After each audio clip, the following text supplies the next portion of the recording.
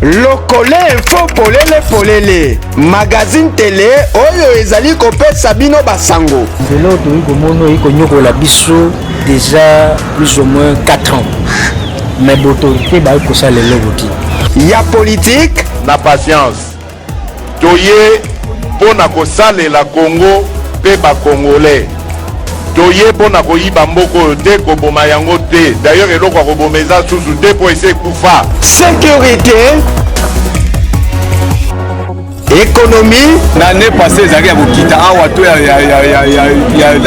dollar na bino bozomatisa ekomi lokola soki nini koba tozokoka te. éducation, sport, culture, sociale, religion. Nous avons décidé de ne pas déposer les candidatures de nos membres à tous les niveaux des élections, tant que le fichier électoral, c'est-à-dire la liste des électeurs, ne sera pas refaite dans la transparente et auditée par un cabinet extérieur compétent. Papa, maman, ndeko mwasi pe ndeko mobali, zwa rendez-vous chaque jour à partir à 21h et na 9h30 pour na koyeba basango ya mokili mobimba. Lokole info polele, la voix universelle. Les questions que mes générations se posent sont les suivantes, si je peux me résumer. C'est de ne pas comprendre comment l'Afrique, avec tant de richesses sur notre sol, avec une nature généreuse, de l'eau, du soleil en abondance, l'Afrique est aujourd'hui le continent le plus pauvre. L'Afrique est un continent affamé. Et comment se fait-il que les chefs d'État traversent dans le monde à mendier? Voici des questions que nous nous posons et que nous n'avons pas de réponse jusque-là. Nous avons l'occasion de tisser de nouvelles relations. Et j'espère que ces relations puissent être les meilleures pour donner un meilleur avenir à notre peuple. Lokole info, ngana kozanga te.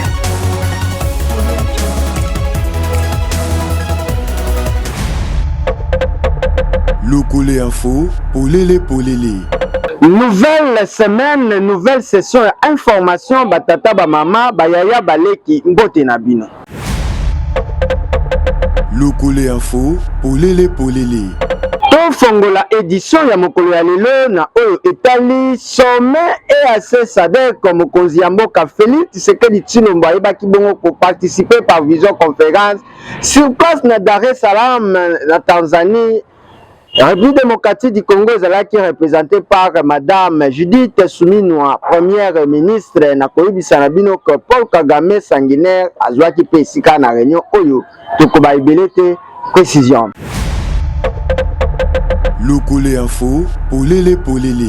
Mokonzi ya mboka Félix Antoine Tshisekedi Tshilombo bondi melanga ka participer ki bongo na vision conférence ya sommet ya SADC EAC. Oyo esalamaki awa na Dar es Salaam na Tanzanie bondi melanga ya kosamba te devant batu ya ndenge na ndenge ba chef d'état ya bamboka ebele ba corps diplomatique pe ba représentant ya ba organisation régionale bazalaki présent awa pona ko participer na sommet oyo pona situation sécuritaire pe humanitaire ezali bongo ko caractériser ces derniers temps awa na République démocratique du Congo surtout na ville ya Goma. Et sengeli koyeba que premier ministre ya République démocratique du Congo Mama Judith Suminwa na représentant ki fachi awa na kati ya sommet oyo SADC EAC. Batu bafana rate batu nyonso bakoki na suka nango bazozela Joanne Rwanda ya Paul Kagame. Batu tu bakoki ya yelo kwa za retardataire ya toujours na retard chaka kota kata koti kiu abandi ko pesa mota tanelo oh na Judith ngana ba onto yoka na te na pesa mota te ake kuna pesa ti azonya bibo na pesa quand même pour na courtoisie diplomatique aye pas serembo te Mama Judith mama ngani oh yazana likanisi ya ko travailler malamu pour la République démocratique du Congo mais banda Paul Kagame alingi ko agresser mboka na biso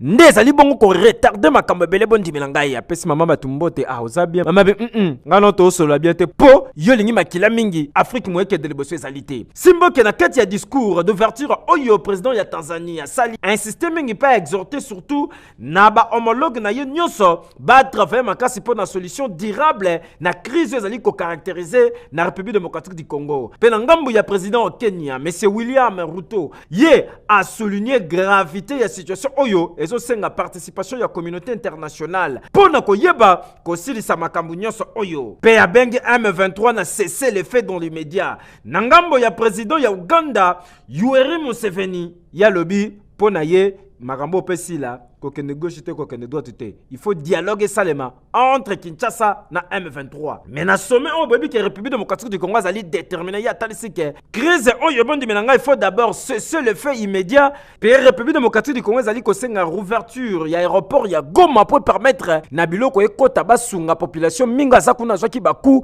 baye banenge ni bakopesa ba moyen pour na ko traiter bango dossier oyo tozo tela pe tozo zimele. Lokole Info, polele polele. Comme d'habitude, chaque fin de semaine, Conseil des ministres et ça les makabi sika wapi ba situation etamboli ya mboka baeba kovandele yango na koyebisa na bino pour cette fois-ci 30e réunion et ezalaki présidé par madame Judith Suminwa nini elobamaki oko ya réunion oyo précis. Lokole Info, polele polele. 30e réunion ya conseil des ministres ezalaki bongo présidé par chef du gouvernement premier ministre Judith Suminwa Tuluka mokolo ya vendredi 7 février 2025 kasi esengeli koyeba ke parmi bapo oyo balobelaki na kati ya conseil ezalaki bongo soutien direct pour la force armée à République démocratique du Congo pe situation sécuritaire en général. Boyo kabongo contre Tirani oyo et pesamaki bongo et pas le ministre Petentik qui basa Maliba. Prenant en compte son instruction donnée lors de la 30e réunion du Conseil des ministres du vendredi 31 janvier 2025 quant à la nécessité de la participation de tous à l'effort de guerre, elle a soutenu avoir demandé au ministre d'État, ministre du Budget, en concertation avec celui des Finances, de proposer ce jour des pistes permettant de dégager des marges substantielles de trésorerie à affecter au soutien direct de nos forces armées. Le ministre de l'Intérieur, Sécurité, Décentralisation et Affaires coutumières a présenté au Conseil le rapport sur l'état de l'administration du territoire national. L'état d'esprit de la population demeure calme et a été marqué par le suivi de la situation sécuritaire de nos compatriotes au regard de la dégradation des conditions humanitaires des déplacés éparpillés dans différentes localités, des pillages, saccages et massacres des civils dans la ville de Goma à la suite de l'entrée des troupes rwandaises. La session extraordinaire des deux chambres du Parlement sollicitée par le président de la République consécutive à la situation d'agression rwandaise de notre pays. Il est revenu sur le bilan provisoire de l'attaque de l'armée rwandaise après son entrée dans la ville de Goma. Il est fait état de plus de 3000 morts et de plus de 3000 blessés. Biso nyonso na sima ba FARDC na lisanga nde tokolonga mapinga ekolo bendele ekoya te. Keyo. Oui. Lokole Info, polele polele. Forum sur cohésion sociale ezali initiative ya baevêque ya SCP Senko baebaki bongo ko poursuivre ba descente na bango auprès ya ba leader politique pour cette fois-ci ba papa épiscope bakutanaki na président ya Sénat Sama Lukonde oyo wapi balobelaki sur mission oyo babandaki déjà depuis semaine elikituko bela l'été landa. Lokole Info, polele polele. Président ya Sénat, honorable Jean-Michel Sama Lukonde ayambaki bongo délégation ba porte-parole ya conférence épiscopale nationale Senko na Mokuse na église du Christ au Congo SCC na Mokuse. Ezalaki notamment Monseigneur Donatien Chole na pasteur Senga. Masolo na bango s'inscrit bongo na cadre de consultation d'acteurs sociopolitiques ya mboka entamé depuis quelques jours par les deux églises, notamment catholiques et protestantes. Ezalaki bongo aussi initiative dénommée Pacte social pour la paix et le vivre ensemble en République démocratique du Congo. Bondi melangai ke awezala ki bongo question pour ne pas porte-parole des confessions religieuses oyo ya koyeba ko présenter na président ya chambre haute ya parlement bien fondé ya initiative na bango oyo zali bongo viser kimia na réconciliation à travers forum moko national na otali consensus cohésion paix internationale na période oyo République démocratique du Congo ezali bongo agressé par Rwanda sous couvert ba supplétif na ye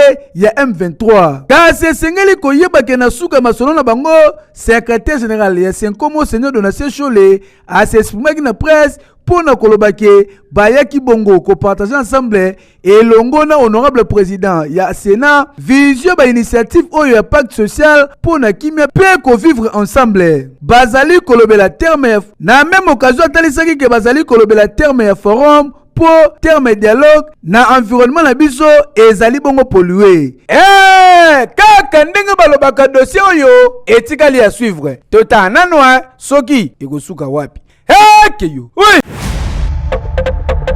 Lokole info polele ba congolais oyo bavandaka na Londres batambolaki na balabala pona ko dénoncer avec énergie à suka silence ya communauté internationale vis-à-vis agression rwandaise wapi batambolaki mwa mingi ba précision yango yo.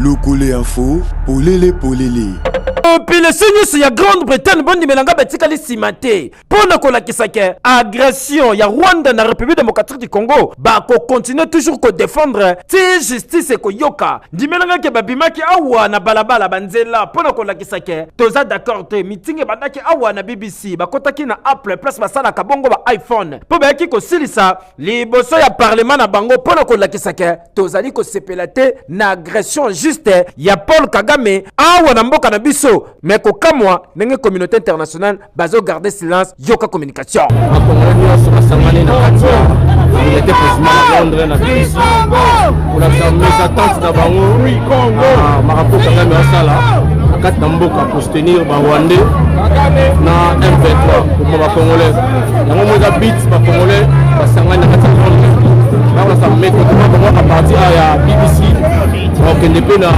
ça ça iPhone bango nde ba pesa moyen pa Kagame pour aboutir pour Congo boyende ezalaka ba congolais ba telemi lokola mutu moko pona kolakisa ke likambo nyonso ezalaka na suka nango heke yo. Lokole info polele avant de côté na actualité locale va permettre tout ça la moi transit na Italie portrait ya Henri Conquiette candidat gouverneur Yakwil Tolanda. Lokole info polele Henri Conquiette Makuna, c'est l'homme qui intéresse notre rédaction. Lui qui veut à tout prix bénéficier de la confiance des élus du peuple kwilois pour diriger la province du Kwilu en qualité de gouverneur de province. Qui est-il exactement? Pour votre mémoire, Henri Conquiette Makuna est un sujet congolais et originaire du territoire des Baguettes. Il est né à Bandondoville le 27 août 1956. Il est marié et père de 5 enfants. Henri Conquiette a un parcours intellectuel élogié et un parcours professionnel de haut niveau. En ce qui concerne ses études de formation, Henri Conquiette a fait les études de marketing à RSCG Campus à Paris, France, où il décrocha une licence fondamentale en marketing le 6 novembre 1990. Il a également fait des études d'intégration à l'audiovisuel, conception et réalisation au TU Joder à Bruxelles, Belgique. Il a une maîtrise de programme Word et Excel et une bonne maîtrise de l'outil Internet. Que retenir de son expérience professionnelle? De 1982 à 1985, Co a été fonctionnaire, chef de bureau et prographie, presse universitaire du Zaïre et passa de 1984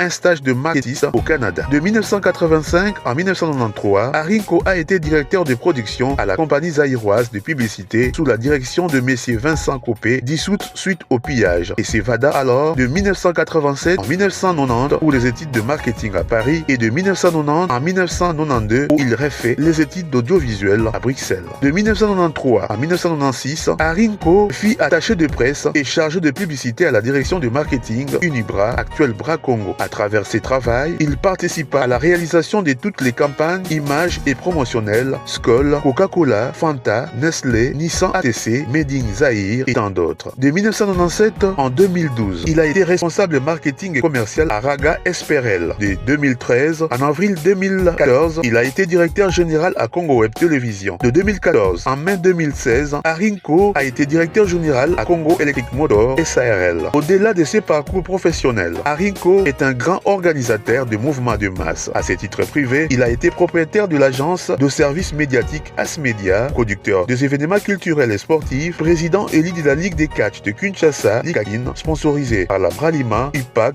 et Belteso. Il a été également président de l'ONG Banningville Développement, BVD, vice-président de l'IREBAND, chargé de l'économie et finances, premier vice-président élu de la Fédération congolaise de lutte associée de 2002 à 2021. Il a aussi participé au marathon 20 km de Bruxelles, co-organisateur de 20 km de Kinshasa, deuxième édition en 1985 et 1986, chef de délégation de la RDC pour la lutte africaine au 5e Jeu de la francophonie à Niamey au Niger, chef de la délégation de la RDC pour la lutte au championnat du monde à Bakou, Azerbaïdjan, ancien état de la Russie. Il a été également coordonnateur national chargé de la jeunesse au sein du parti politique DRDN de 2009 à 2010. Aussi, Arinko est devenu interfédéral de la ville-province de Kinshasa, parti politique patriote résistant Mai Mai PRM. Il a été également membre de la Ligue du Peuple et enfin promoteur du complexe scolaire Anna Paolisi. Arinko, candidat gouverneur, a une très bonne maîtrise de français écrit et parlé, bonne maîtrise de lingala et kikongo et un niveau assez bon en anglais. Son intellectualisme lui a mené à plusieurs piges et dans le monde, notamment en République du Congo, République centrafricaine, Angola, Zambie, Rwanda, Burundi, Gabon, Sénégal, Côte d'Ivoire, Nigeria, Niger, Burkina Faso, Togo, Mali, Cameroun, Égypte, Kenya, Belgique, France, Grande-Bretagne, Hollande, Grand-Duché et Luxembourg, Allemagne, Russie, Azerbaïdjan, Géorgie, Canada, Maroc, Algérie, Tunisie, Chine et Italie. C'est tout pour la biographie de votre candidat Henri Nkongiete Makuna. Lokole Info, polele. nakotika kuna na koyebisa na bino que gouverneur de province Félicien Kiwai akendaki kovisite ba prisonnier bisika memelaki bango biloko ya kolia tokoba ebele te détail. Lokole Info, polele.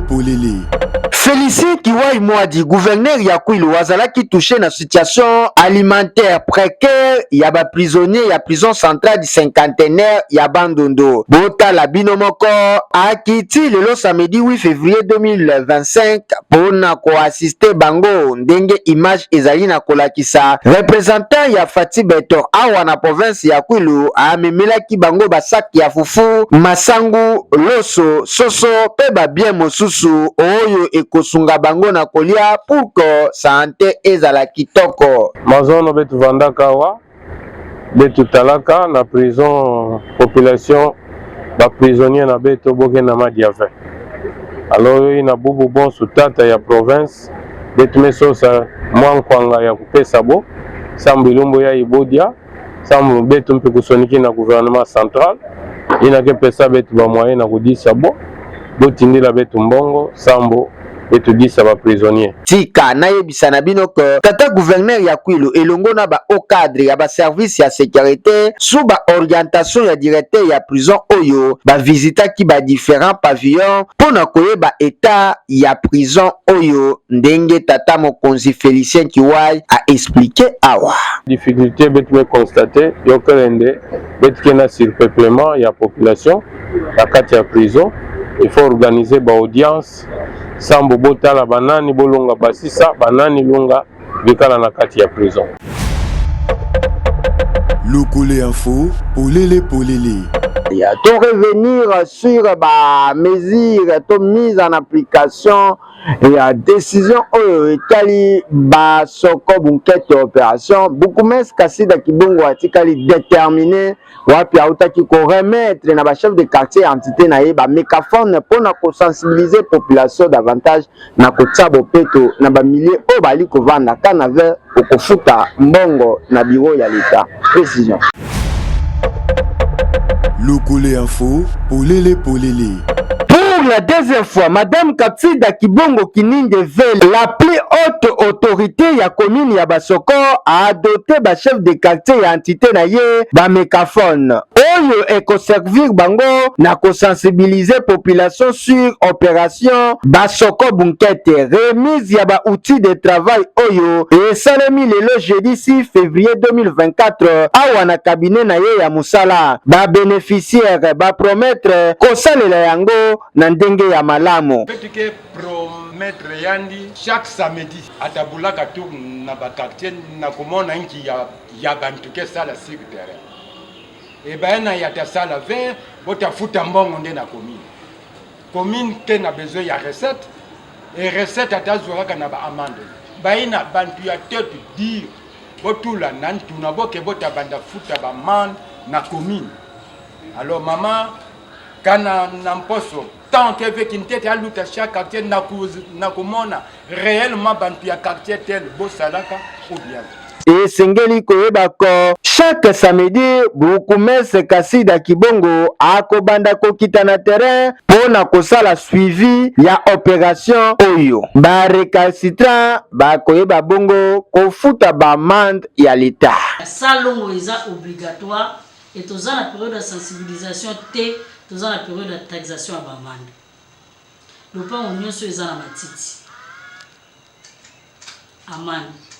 Les entreprises publiques ou privées, écoles, hôpital, que sais-je encore. Si quand nous sommes société ezali, batu ba futa mal. Mutu nyonso atika tiyo ya mai na ye et bimaka na balabala au point que sali ruissellement do batu ba komi ko sauter à ko sauter. Mukanda ya mande kozwa. Lokole info, polele. Agression rwandaise, Ebale Mozindo abimi na silence na ye. À sensibiliser la population à la vigilance pour la seigneur ya bilenge na ko intégrer FA ABC. Détail. Lokole info, polele. Ngai nde na lobaka mbalomba en tant que lisha province, naza pe lisha province lisha Congo. Na moment oyo tozali plus na sensibilisation pour na kolakisa éveil patriotique que biso nyonso baimboka to telema. Tous à la même langage, même vision, même idée, pour nous soutenir. Pour soutenir les alliés qui sont en armée, mais pour soutenir les alliés qui veillent na l'Union Sokoko Mona, Koko Yoka, ou les alliés contre la nation Nabiso Congo. Et surtout dans la ville Nabiso Bandundu, il y a un senga na jeunes filles, jeunes garçons, papa, maman, bango nyonso longo, tous à la bomoko na kotala mboka o les alliés Abiso, tous à la mboka mususute. Tozali na Congo mususute, tozali na président mususute, tozali na bakonzi mususute ka bao bazali. Nde biso moko tozala ba kokengela mboka pour que munguna oyo azali pembeni na biso a sentir que vraiment nazali na temps ko approcher batute. Je sais que tout ça ezali ma manœuvre, mais par le manœuvre, je sais que comment bakonzi na biso bazali capable ya kozwa solution na yango. Mais biso ba peuple et surtout les jeunes to intégrer na moment nyonso na place nyonso même na armée nde balobi armée zate ko kota na armée mais bizali pe kozala na vigilance na kati ya armée parce que banguna bazo kota na ba manière rebelle ko koma liboma ko koma muyibi ko koma boye kozala mutu ko mona mutu yebite na kati ya quartier na environnement place ozali ezali pe kozala un éveil de conscience éveil ya ko veiller na kati ya mboka. C'était ça message nanga vraiment nazo senga na bana ya mboka bana ya Congo nyonso ba telema bo veiller pour na makambo etali Congo na biso parce que biso esengeli to sepela na o ezali richesse na biso bonheur na biso pays na biso mais soto komi agressé ba msusu biso moko tozo battre mais tozala un peu souple pour que l'ennemi soit loin de nous. Na bandeko na biso est Goma nyonso bandeko nyonso même ya ndenge tolobaka na ndeko na biso ya ngambu. Donc agression na Congo ezali presque partout mais précisément na est toujours senga ke bazala toujours soudé bazala toujours maintenu que na tango yo munguna sa monani ayebani solution comme on parce que quand oza malade mais mayebi maladie bako tâtonner mais tant que malade monani que ozo souffrir na maladie tel bako za solution nango na elongo na maloba ya chef de l'état elongo na ba continuer je sais que avec armée na biso avec autorité na biso en place non ce collègue malamu peut solution malamu ekozala. Lokole info, polele. ekozala deja koyinda oyo bali kobenga yango semaine sainte na église arc-en-ciel babongisi réunion de prière avec un invité spécial oyo ali kouta Kinshasa, prophète docteur Joseph Osango. Tokoba ebele te pa précision yango. Lokole info, polele polele.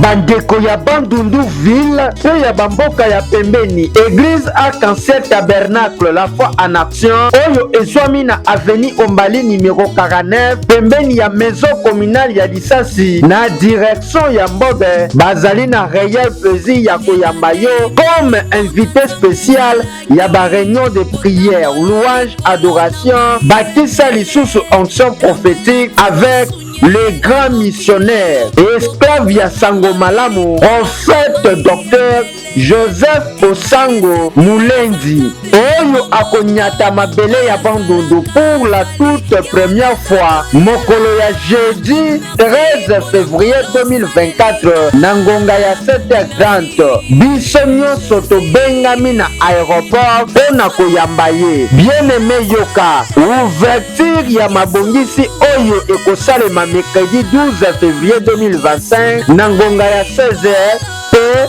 clôture et co-intervenir dimanche 16 février 2025 nangonga ya 8h30 awa na temple ya arc-en-ciel. Prophète Gédéon Jafar ennemi juré ya bademon yepe akozala. Naza ko informer na bana nzambe nyonso peuple ya Bandundu que na semaine oyo tozoyamba papa na biso prophète docteur Joseph Osango. Alors tozo yambaye jeudi akozala awa pour la délivrance ya bana nzambe. Alors tozo na ba culte na église arc-en-ciel awa ezwami na avenue Ombali numéro 49. La culte eza mercredi, jeudi, vendredi, samedi, dimanche. Alors bato baya ebele parce que tango prophète le docteur Joseph Osango azoya pona bana nzambe babika bato baza ba problème baza solution ba problème na bango. Alors nga azobengisa bato nyonso bazobela babeli ntango molai baya ebele bato nyonso baza na ba problème baya Jésus-Christ aza capable ya kopesa bango kimia. Jésus-Christ est le même hier, aujourd'hui et éternellement.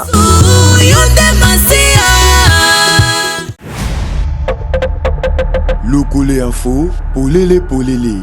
Herman Mabosi, président conseil provincial ya Bilenge ya Kwilu, ayebi bongo kobenga Bilenge ya dette ya ba ethnie bale oyo en conflit en face à na province ya Mai-Ndombe pe Kwango bayakana bateke na calme na boyokani na bomoko pona ko favoriser développement extrait yangoyo. Lokole info, polele polele. Kona biso ya Kwango pe tozana bango na bitumba oyo ezali entre ethnie ya bateke na ya bayaka. Bitumba wana ezali ko ba conséquences ebele, ba perte ya vie humaine bato bazali kokufa ebele et puis ba conséquences nango oyo ezali ko sala ete mboka na biso ville bandu nous amena surabondé na ba déplacés de guerre wana ba conflit wana. Voilà. Ezali na ba conséquences ebele. Alors, motuna na ezali motuna moko ya motuya parce que lelo yo soki conflit wana ezali souvent ezali nanu que conflit wana eumela. Mais photo tozonga na mwasi matomituna nini ebememi conflit wana entre bandeko na biso bateke na bayaka bako na niveau ko boma na makile tangati na moya lelo.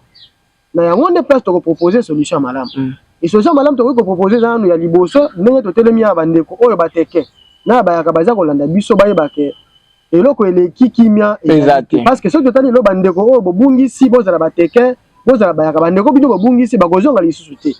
L'autre ko bongisa ko sala nyonso réconciliation to ko sala mais ba bakufeli bandeko bakozonga te ba bakufeli bibwele bakozonga te ba biloko na bango etumbami batumbi bandako na bango ekozonga te ba conséquence wana esengeli interpeller conscience na biso boto sala bandeko ba pateke to pe bayaka lelo na conflit wana bato baza au fond eza biso ba jeune et manipulation wana eza ko huta na bakonzi oyo baza ko diriger tango mosusu oyo bandeko na bango bana bango baza ko bunda na biso na terrain te ndeko muteke ndeko mulaka yo za kolanda biso eloko na kosenga na yo ya liboso ezali yo comprendre ete na bitumba wana biso nyonso tokozala ba perdant ezali na ntina moko te kokontinue na bitumba wana totika bitumba tobongisa ezali tard te po babibembe ekontinue te badega ekontinue te mais soki mpe eza na bandeko baza kotindika biso batindika bino bobunda botelemela bandeko wana balingi bino te voilà bandeko wana balingi bino te biso na niveau na biso tokokontinue baaction ya réconciliation sur terrain ekoki tokosala yango kokutana bandeko bateke na bagene bayaka tokutana bango nyonso te bao tokutana bango mpe message ekozalaka oyo wana batala baconséquence oyo bitumba ekoka ekomemela biso ezali botuya te batiki bilanga na bango batiki biboya na bango baye kose réfugié awa na bacondition ya vie ya malonga te. Est-ce qu'il faudra continuer à bitumba wana mpona kowela nini? C'est ça la question. Voilà, ce n'est pas la bonne solution à faire. Lokole Info, polele polele. Et ça, merci na bienvenue mon à réaliser biso Jeff Lazaki na présentation son et atikala qui na son Joël Bonouni assistant qui biso to qui peut concours et à Bobline Mwanda to kuta na bino très prochainement. Pas de droits, pas nous ne bébés. Les ressortissants du Kwilu ne construisent pas leur propre province. Cimetière, il va bilanga, mais cimetière va pas se faire. Pas des amis, mais directeur dans la vivité. La bien on la français, les compétences de ma député la biso, sont les compétents, tout.